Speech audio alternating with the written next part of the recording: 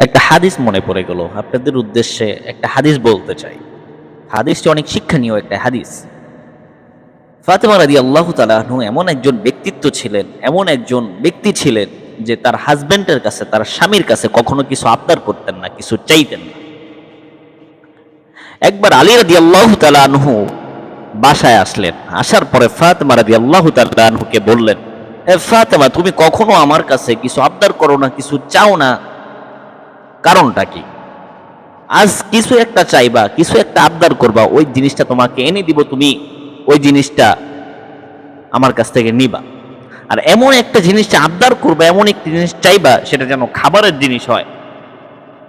তো আলীও নাসর বান্দা, ধরছে তো ধরছেই, কিছু চাইতে হইব তো হইবই। পরে এক পর্যায়ে ফাতেমা রাদিয়াল্লাহু তাআলা আনহু দেখে যে না, আজকে আলী চেতছে, আজকে কিছু না কিছু আমার আবদার করতেই হইব, কিছু না কিছু একটা নিতেই হইব, তা না হলে আলী আজকে থামবো না। পরে আলী রাদিয়াল্লাহু তাআলা আনহুর কাছে ফাতেমা রাদিয়াল্লাহু তাআলা আনহু বললেন, যান আমার জন্য একটা আনার কিনে নিয়ে আস। তখন আলী রাদিয়াল্লাহু তাআলা আনহু খুশি হইলেন যে আমার বিবি ফাতেমা আমার কাছে আজকে একটা আবদার করছে, সেটা হলো একটা আনার কিনে নিয়ে আসতে বলছে। তখন সাথে সাথে আলী রাদিয়াল্লাহু তাআলা আনহু বাজারের দিকে রওনা করলেন। বাজারেও গেলেন, বাজার গিয়ে একটা আনার কিনলেন। কিনে যখন বাড়ির উদ্দেশ্যে রওনা দিবেন, রাস্তা দিয়ে হাঁটতেছে, কিছু পথ অতিক্রম করার পরে রাস্তার মধ্যে এক ভিক্ষুককে দেখলেন। ভিক্ষুক আলী রাদিয়াল্লাহু তাআলা আনহুকে দেখে বলে, হে আলী, আজ 2 দিন যাবত আমি কিছু খাই নাই, আমি খুব ক্ষুধার্ত, যদি তোমার কাছে কোনো খাবার থাকে তাহলে ওইটা আমাকে দাও, খেয়ে আমি আমার খিদাটা নিবারণ করি। তা আলী অনেক দানশীল ব্যক্তি ছিলেন, দানের দিক দিয়ে সে অনেক ঊর্ধ্বে ছিলেন, অনেক উপরে ছিলেন। তার কাছে আনার আছে, সে আনারটার সাথে সাথে ওই ক্ষুধার্ত ব্যক্তিকে দিয়ে দিলেন। দিয়ে পরে বাড়িতে গেলেন। বাড়িতে যাওয়ার পরে ফাতেমা রাদিয়াল্লাহু তাআলা আনহুকে বলে, হে ফাতেমা, আমি তো তোমার জন্য আনার কিনেছিলাম, কিন্তু সেই আনারটা আমি রাস্তা দিয়ে এক ক্ষুধার্ত ব্যক্তি ছিলেন, সেই ব্যক্তি আমার কাছে চাইলো, আমি আর না বলতে পারি নাই, সাথে সাথে তাকে দান করে দিয়েছি। ফাতেমা রাদিয়াল্লাহু তাআলা আনহু খুশি হয়ে গেলেন যে আমার জন্য আনার আনছে, সেই আনারটা আবার কি আমার হাজবেন্ড, আমার স্বামী আলী রাদিয়াল্লাহু তাআলা আনহু সেটা আল্লাহর রাস্তায় দান করে দিয়েছে। খুশি হয়ে গেলেন।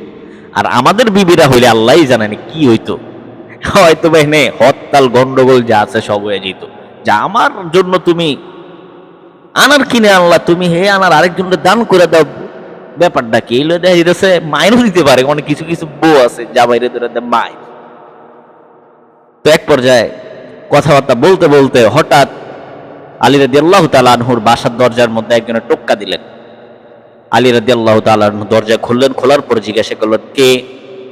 বললেন, আমি এক সাহাবা, আপনাদের এলাকারই, আমাকে আপনার কাছে এই হাদিয়াটা নিয়ে পাঠাইছে। হাদিয়াটা ছিল হলো আনার, 9টি আনার পাঠাইছে সালমান রাদিয়াল্লাহু তাআলা আনহু আপনার জন্য।